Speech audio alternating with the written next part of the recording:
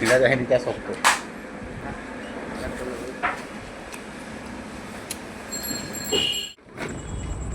তো হ্যালো বন্ধুরা, welcome to my blog.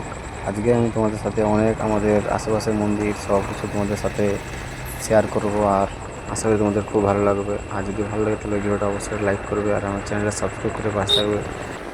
Heavy সুন্দর তো না? না না হবে